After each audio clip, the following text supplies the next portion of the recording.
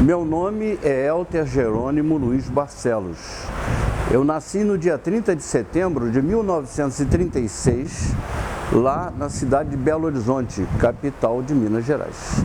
E aí fui morar numa casinha muito simples, muito humilde, no subbairro da Chumbada, entre Mutondo e Galo Branco. Lá eu permaneci dos 5 anos até os 31, quando me casei. De lá, eu estudei no Colégio São Gonçalo, dos meus 6 anos até os 17, quando concluí o ensino médio. Primeiro, eu fui cursar Direito na Universidade Federal Fluminense. Naquela época não era ainda a Universidade Federal Fluminense, era a Faculdade de Direito de Niterói, que depois foi incorporada à universidade. Me formei, mas não advoguei, porque logo comecei a lecionar. Meu primeiro trabalho como professor foi na SINEG, escolas de caráter gratuito para pessoas carentes. E daí para diante eu encarei a educação como minha principal profissão, principal e quase única. Entrei por concurso na Universidade Federal Fluminense, onde permaneci 40 anos. Lá eu exerci várias funções administrativas,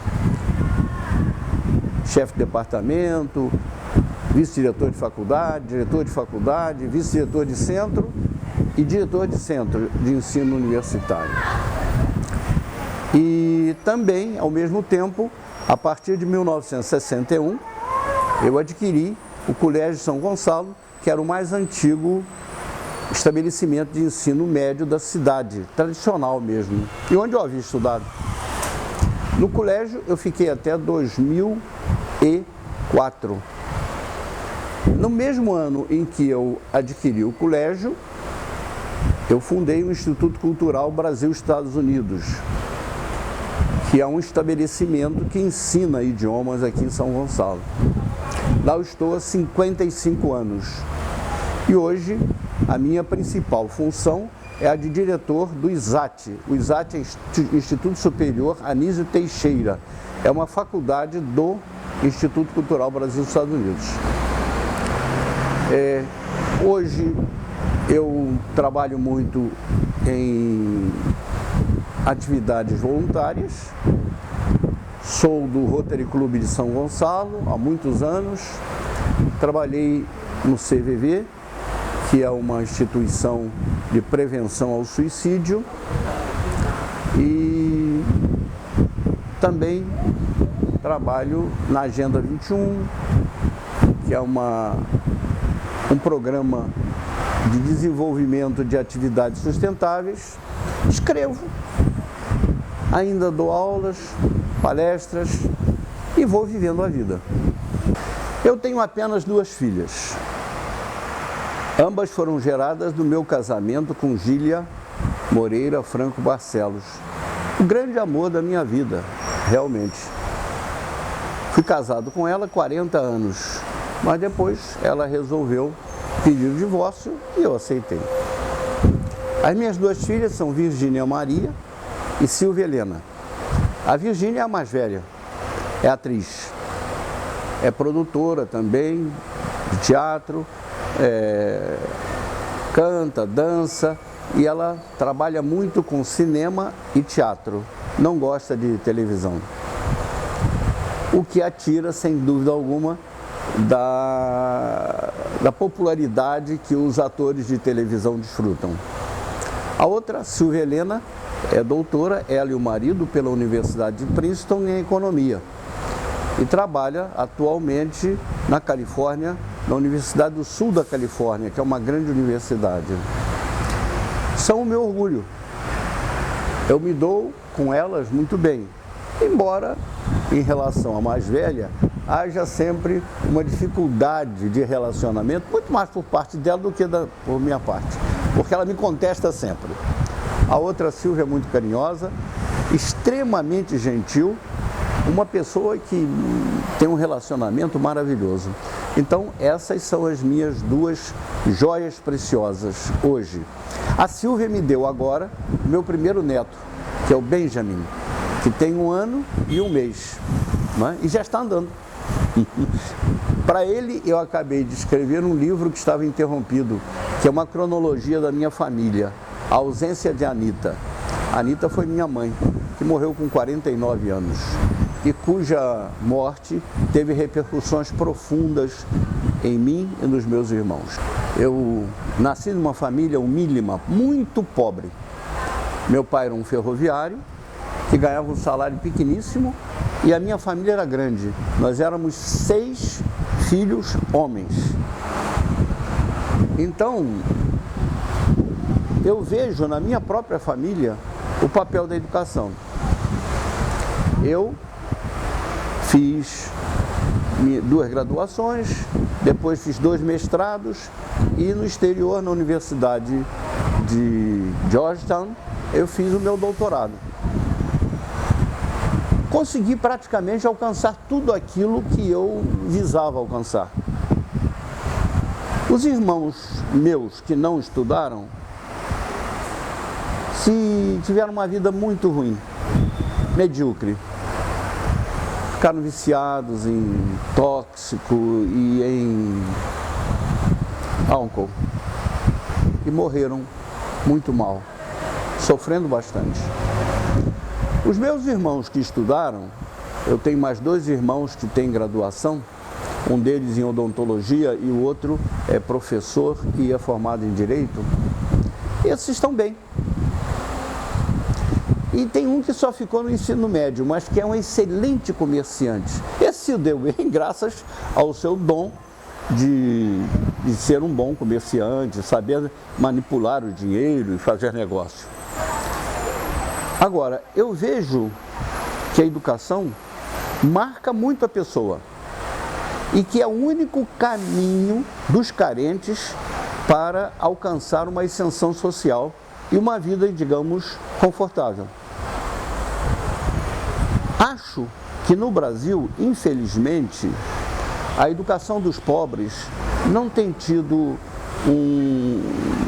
sido uma preocupação permanente, séria dos governos. A educação pública deveria ser muito melhor na medida em que iria minorar os sofrimentos dos pobres. Mas não é assim. Temos no Brasil a escola do rico, que são as escolas particulares e as melhores escolas públicas, e a escola do pobre, que é aquela que sempre é deixada de lado, tem poucos investimentos e é olhada com muito preconceito.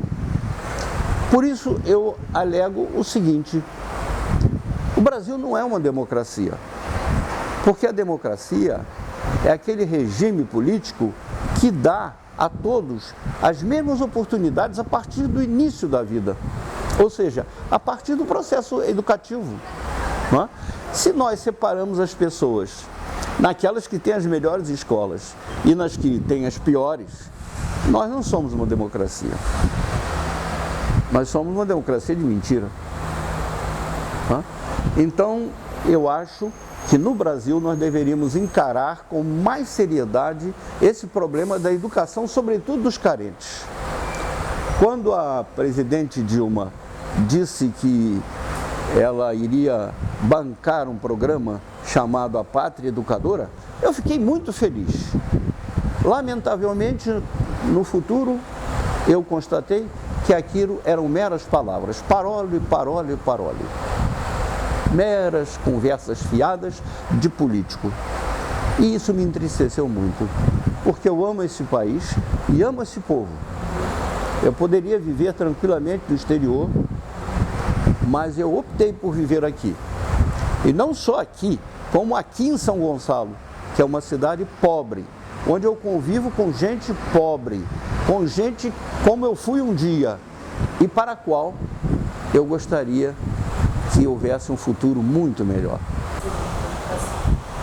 Eu diria que o enorme desafio de São Gonçalo é exatamente a educação pública, que é medíocre, que é pobre, que é podre. E não é podre por falta de recursos, isso é que é interessante. É podre por péssima gerência. A gerência do negócio educacional público em São Gonçalo é muito deficiente. Eu posso dizer isso porque eu fui secretário municipal de educação dessa cidade durante 4 anos. Eu saí em 2004 e até hoje as pessoas me encontram na rua, me abraçam, me agradecem e dizem que eu fui o melhor secretário de educação de São Gonçalo. E eu fico admirado, porque quando as pessoas viram as costas no serviço público, elas começam a ser esquecidas. Elas começam a ser enterradas profundamente e nunca mais são lembradas. Não é que eu tenha feito lá muita coisa, mas eu me esforcei. Eu vivi intensamente aquele momento. Eu fiquei lá por inteiro. Eu não estava ali brincando em serviço.